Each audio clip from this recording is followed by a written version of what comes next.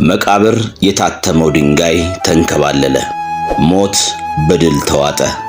የዓለም መድኃኒት መቃብርን በክብር ጥሶ ወጣ። ዛሬ የሐዘን ማቅ ተገፈፈ። የሞት ድል አድራጊነትም አበቃ። በስመ አብ ወወልድ ወመንፈስ ቅዱስ አሐዱ አምላክ አሜን። እንኳን ለጌታችንና ለመድኃኒታችን ለኢየሱስ ክርስቶስ የትንሣኤ በዓል በሰላም አደረሳችሁ። ጌታችን በመስቀል ላይ የዋለበትንና የሞትን ሥልጣን የሻረበትን ያን አስደናቂ ሰዓት የምናስብበት ዕለት ነው። የሰው ልጅ ከጨለማ ወደ ብርሃን ከባርነት ወደ ነጻነት የተሸጋገረበትን ይህን ታላቅ ምስጢር ስናዘክር ዛሬ የእሁድ ድርሳነ ማሕየዊን እናቀርብላችኋለን። እስከ መጨረሻው አብራችሁን ሆኑ።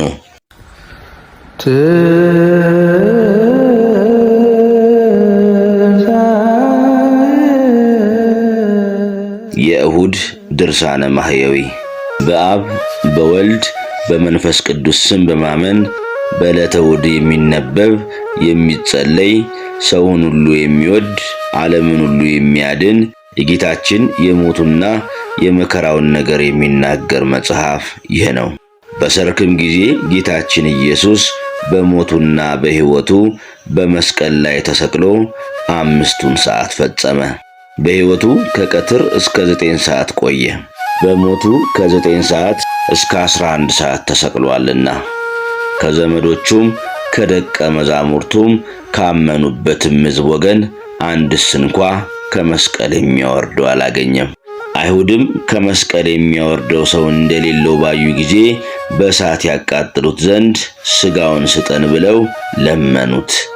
የጌታችን የኢየሱስ ጠላቶቹ በዝተዋልና ስለ ክፉ ሥራቸው ስለ ነቀፍኳቸውና ምስክር ስለሆንኩባቸው እኔን ዓለም ይጠላኛል ብሎ እርሱ በሕይወቱ እንደተናገረ፣ ዳግመኛም እኔን የጠላ አባቴን መጥላቱ ነው ብሏልና ሌላ ሰው ያልሰራውን ሥራ ያልሰራሁላቸውስ ቢሆን በዳኑ ነበረ፣ ዕዳም ባልሆናቸውም ነበር።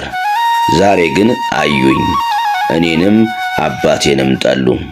በከንቱ ጠሉኝ ብሎ በኦሪታቸው የተጻፈው ይደርስ ይፈጸም ዘንድ። ጲላጦስም አይሁድን እኔስ በሕይወቱም በስቅለቱም በሞቱም ጊዜ ይህን ያህል ተአምራት ያሳየ የእግዚአብሔር ልጁን ሥጋውን በእሳት አላቃጥልም አላቸው። ሁለተኛ ምዕራፍ። በዕለተ ዓርብ ምሽትም በተቃረበ ጊዜ ዮሴፍና ኒቆዲሞስ መጡ። ወደ ጲላጦስም ገብተው ረዳት የሌለው መጻተኛ እንግዳ የሚሆን የኢየሱስን ሥጋ ስጠን ብለው ለመኑት። በውርጭና በቁር በመስቀል ላይ የተሰቀለ የኢየሱስን ሥጋ ስጠን፣ የመጣበትና የሚሄድበት የማይታወቅ ብቸኛ የሚሆን የኢየሱስን ሥጋ ስጠን፣ ከመስቀልም ላይ አውርደን ገንዘን እንቅበረው ብለው ለመኑት። ጲላጦስም ይህን በሰማ ጊዜ እንዴት ሞተ ብሎ አደነቀ። እንደ ሞተም አውቆ ብላቴናውን ጭፍራውን ጠርቶ የኢየሱስን ሥጋ ስጣቸው ብሎ አዘዘ። እሊህም ጌታችን ወደ ተሰቀለበት ቦታ ሄደው ሰገዱለት።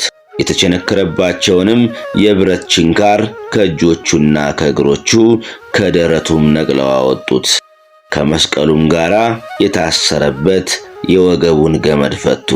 ከዚህ በኋላ ጌታችን ኢየሱስን ከመስቀል ላይ አወረዱት። ከመስቀልም ባወረዱት ጊዜ በደሙና ባጥንቶቹ በቁስሉ ፈጽሞ ሳይነዋወጥ ተኛ። ስለኛ በሞት ዓይኖቹ እንደተሸፈኑ ባዩ ጊዜ፣ ስለኛ ጆሮቹም በሞት እንደተዘጉ ባዩ ጊዜ፣ ስለኛም በሞት አንደበቱ ዝም እንዳለ ባዩ ጊዜ፣ ስለኛም እጆቹና እግሮቹ እንደታሰሩ ባዩ ጊዜ፣ ሞትን ድል የምትነሳ ጌታ ሆይ ተኛህን? ሞትስ ባንተ ላይ እንደምን ሰለጠነ እያሉ አለቀሱ። ከሞተም በኋላ በሦስተኛው ሰዓት ሕያው እንደመሆኑ የጌታችን የኢየሱስ ዓይኖቹ ያን ጊዜ ግልጽልጽ አሉ። ዓይኖቹም በተገለጡ ጊዜ ዮሴፍና ኒቆዲሞስ ደነገጡ። ከክቡር ሥጋው በርን በሰሙት በሦስቱ ምስጋናዎች አመሰገኑት። እርሱም ብዙ ነገር ነገራቸው። ዳግመኛም እስከ ትንሣኤ ቀን ድረስ በሞት ዓይኖቹ ተሸፈኑ። ሦስተኛ ምዕራፍ። ጌታችን ኢየሱስን ዮሴፍና ኒቆዲሞስ ሰው ባልለበሰው አዲስ ግምጃ ሻሽ ገነዙት። በሚገንዙት ጊዜ እንደ አይሁድ ሥርዓት ከሽቱና ከከርቤ ጋር በሰበን ጠቀለሉት። ይህም ኒቆዲሞስ አስቀድሞ ሌሊት ወደ ጌታ ሄዶ መምህር ሆይ ታስተምር ዘንድ ከእግዚአብሔር ተልከህ እንደመጣህ እናምናለን ያለው ነው። እግዚአብሔር በሕልውናው ሳለ ካንተ በቀር አንተ የምትሠራውን ሌላ ሰው የሚሠራ የለም። ጌታችንም የሞቱና የስቅለቱን ነገር ገለጠለት። ሙሴ የምድር አርዌን በበረሃ እንደሰቀለው የሰው ልጅም እንዲሁ ይሰቀል ዘንድ አለው ብሎ ገለጠለት። በእርሱ ያመነ ሁሉ እንዳይጎዳ ለዘላለሙ ይድናል እንጂ።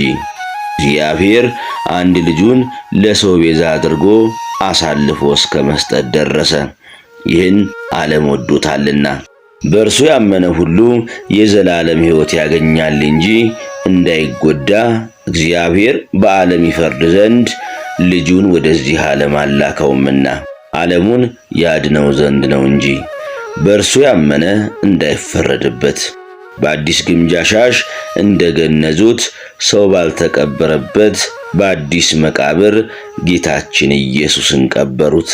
ዮሐንስም ጌታችን ኢየሱስን ከሰቀሉበት አቅራቢያ የተክል ቦታ አለ፣ በዚህም በተክል ቦታ ሰው ያልተቀበረበት አዲስ መቃብር አለ ብሎ ጽፏል።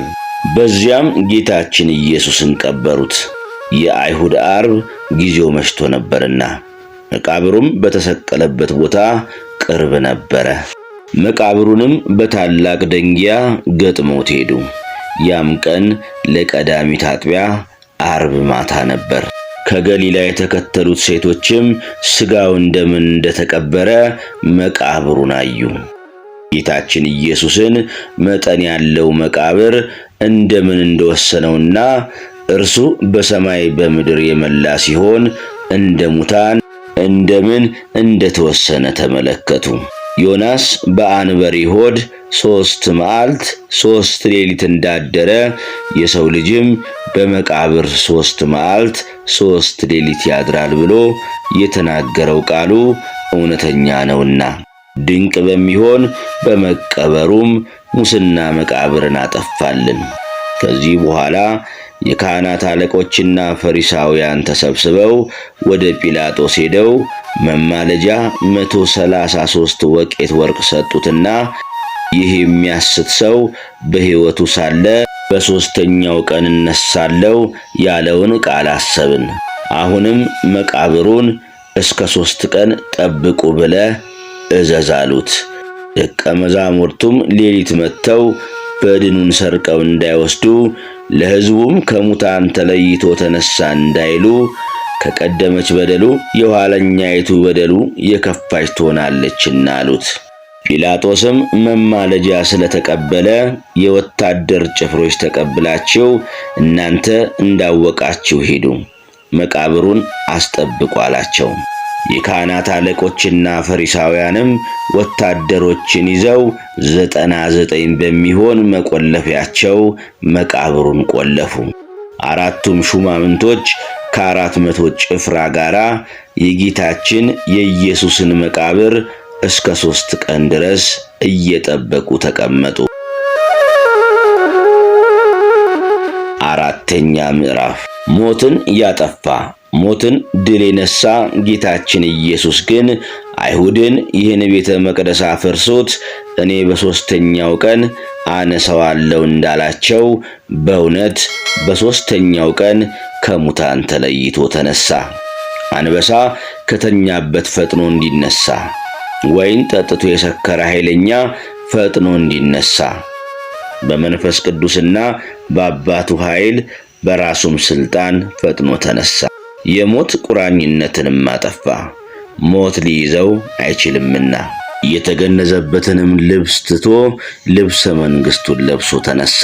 በተወለደም ጊዜ የእናቱን ማኅተመ ድንግልና እንዳለወጠ፣ በትንሣኤውም የመቃብሩን ቁልፍ አልከፈተም። በተገነዘበትም ልብስ የመቶ አለቃውን ዓይን አዳነ። የሞተውንም ሰው አስነሳ። በመቃብሩም ጲላጦስ በውስጡ በቀበረው ጊዜ ፈያታዊ ዘየማንን አስነሳው። እሑድ ማታም ጌታችን ኢየሱስ ደቀ መዛሙርቱ አይሁድን ስለፈሩ ተሰብስበው ወዳሉበት ከዝግ ቤት ገባ፣ ያረጋጋቸውና ደስ የሚያሰኛቸው ዘንድ። ጌታችን ኢየሱስም ቸር አላችሁን? አትፍሩ፣ አትደንግጡ፣ እኔ ነኝ አላቸው። እነርሱ ግን ምትሃት የታያቸው መስሏቸው ፈጽመው ፈሩ። ጌታችን ኢየሱስም ደቀ መዛሙርቱን ምን ያስደነግጣችኋል? እንደዚህ ያለ ሐሳብ በልቡናችሁ ለምን ያድራል? አላቸው። እጄንም እግሬንም ዳሳችሁ እዩ። ለምትሃት በእኔ እንደምታዩት ሥጋ አጥንት የለውምና። ይህን ብሎ የተወጋ ጎኑን የተቸነከሩ እጆቹንና እግሮቹን አሳያቸው። ደቀ መዛሙርቱም ጌታችንን ባዩት ጊዜ ደስ አላቸው። ዳግመኛም ቸር አላችሁን? አባቴ እንደላከኝ እኔም እልካችኋለሁ አላቸው። ይህንን ብሎ መንፈስ ቅዱስን አሳደረባቸው። መንፈስ ቅዱስን ተቀብላችሁ ኀጢአትን ይቅር ያላችሁላቸው ይቀርላቸዋል፣ ይቅር ያላላችሁላቸውም አይቀርላቸውም አላቸው። አምስተኛ ምዕራፍ። በስምንተኛው ቀን ሁለተኛ ጌታችን ኢየሱስ ለደቀ መዛሙርቱ ከዝግ ቤት ገብቶ ተገለጸላቸውና ቸር አላችሁን አላቸው። ቶማስንም እጅህን አምጣ፣ እጄንም ጎኔንም ዳሰህ እይ አለው። እመን እንጂ አትጠራጠር አለው። ያንንም የጌታን ሥጋ ቶማስ ዳሰሰው። አካላዊ ቃል በሥጋው ተሰቅሎ ሳለ ታግሶ የተቀበላቸውን የቅንዋቱን ቦታ አየ።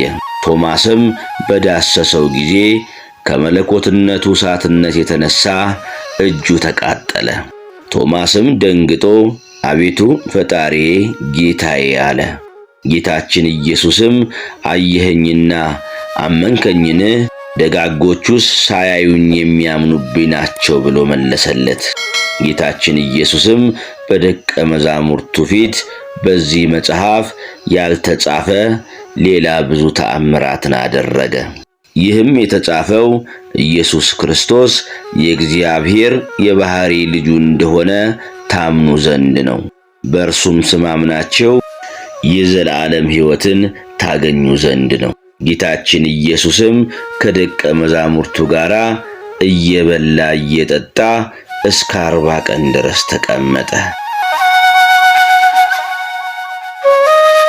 በ40ኛውም ቀን በብሩህ ደመና፣ በሰረገላ ብርሃን፣ በመላእክት ምስጋና፣ በነጋሪት ድምፅ በኪሩቤል ላይ ተቀምጦ አረገ። በነፋስም ክንፍ ተቀምጦ ወጣ። በመላእክትም ከተማ 9 ቀን አስተማረ። በመጀመሪያይቱ ቀንም መላእክት ተገዙለት ሰገዱለትም። በሁለተኛውም ቀን መላእክት ሰገዱለትም አመሰገኑትም። በሦስተኛውም ቀን አጋዝት አመሰገኑት ሰገዱለትም። በአራተኛውም ቀን መኳንንት አመሰገኑት ሰገዱለትም። በአምስተኛውም ቀን መናብርት አመሰገኑት ሰገዱለትም። በስድስተኛውም ቀን ኃይላት አመሰገኑት ሰገዱለትም። በሰባተኛውም ቀን ሊቃናት አመሰገኑት ሰገዱለትም። በስምንተኛውም ቀን ሱራፌል አመሰገኑት ሰገዱለትም።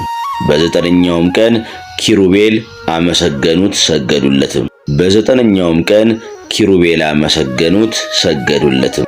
በማዕረጉም የሰማይን ጎዳና ጠረገልን፣ የሰማይንም በር ከፈተልን። በአስረኛውም ቀን በአባቱ ቀኝ በልዑል ዙፋኑ ተቀመጠ። አባቱ እግዚአብሔር አብ ልጄ በቀኝ ተቀመጥ ብሎታልና፣ መንፈስ ቅዱስም በቀኙ ያለ ነው። በጌትነቱም ወደ ሰማይ እንዳረገ ዳግመኛም በጌትነቱ በአባቱም ጌትነት ይመጣል፣ በመንፈስ ቅዱስም ጌትነት ይመጣል። ብዙ የብዙ በሚሆኑ በመላእክት የተመሰገነ በሰማይ ደመና ይመጣል።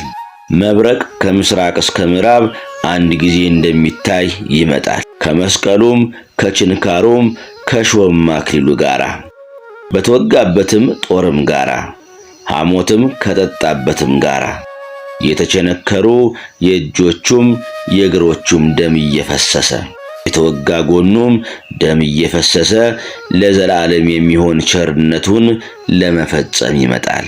ሰባተኛ ምዕራፍ ጌቶቼ አብ መንፈስ ቅዱስ ሆይ አደራ እላችኋለሁ።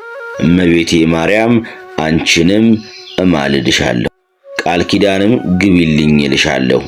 በነፍሱና በሥጋው በተቀበላቸው መከራዎች ሁሉ በመቸንከሩም የሾህ አክሊል ተቀዳጅቶ በመሰቀሉ በሞቱ ወደ ሲኦልም በመውረዱ በጦር በመወጋቱ ጌታችን ኢየሱስ ክርስቶስ በመቀበሩ ኃጢአቴን ሁሉ ይቅር ትሉኝ ዘንድ ከኃጢአትም ሁሉ ፍዳ ታድኑኝ ዘንድ ለዘላለሙ አሜን።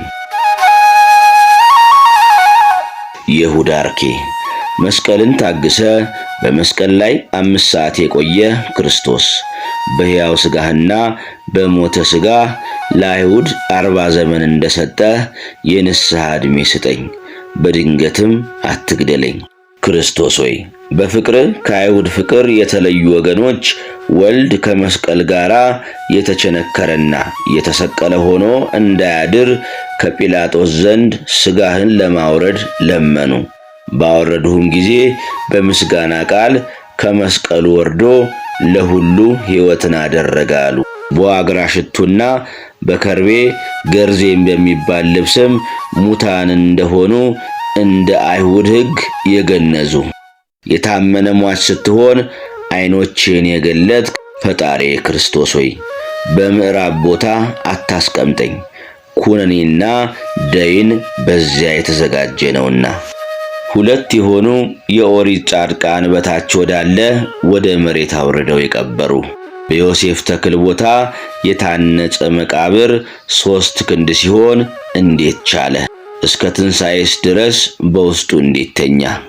የሚያስፈራ የአንበሳ ልጅ በኃይሉ እንዲነሳ ከጣፈጠ ከወይኑ መጠጥም የተነሳ ኖህ እንደነቃ በሰላም ከሞትክ በኋላ የተነሳ ደም በደም ይነጻልና አቤቱ በሽተኛ የምሆን የእኔ የባሪያህን ደም በደምህ አንጻ። በታላቅ ምስጋና ያረክ የሚያቃጥል የአየር እሳትም እርገትህን ያልከለከለ በአራተኛ ሰማይ ውስጥ የምትኖር ክርስቶስ ሆይ ባለቀስከው ለቅሶ ሀገርን ባየሃት ጊዜ በደለኛ ሰው የምሆን እኔን በማየ ንስሐ ጠበኝ፣ ከኃጢአትም አንጻኝ። ፍጹም በሆነ በመንፈስ ቅዱስ ቀኝ ሳለ በግራ አይደለ በተለየ አብ ቀኝ የተቀመጥክ አቤቱ ዓለም እንደሚሰጥ አትሰጥምና የሥጋና የነፍስ መድኃኒትን ዛሬ ስጠኝ። በአንተ ምስጋና በአብ ምስጋና ኗሪ በሆነ በመንፈስ ቅዱስም ምስጋና በብዙዎች መላእክት ምስጋና የምትመጣ መስቀልህ ትከሻ የማይችለው ክርስቶስ ሆይ አቤቱ ነፍሴን ወደ ብርሃን ቦታ አሳርፋት። ግዙፍ የሆነ በሥጋዊ ሕይወቴም ላይ ጥፋትን አታሳየኝ። ፈጣሪ ሆይ በብዙ መመታትህ ቁጥር ላንተ ምስጋና ይገባሃል። ፈጣሪ ሆይ በብዙ መጸፋትህ ቁጥር ላንተ ምስጋና ይገባሃል። ፈጣሪ ሆይ በብዙ መገረፍህ ቁጥር ላንተ ምስጋና ይገባሃል። ፈጣሪ ሆይ በብዙ መከራ ቁጥር ላንተ ምስጋና ይገባሃል።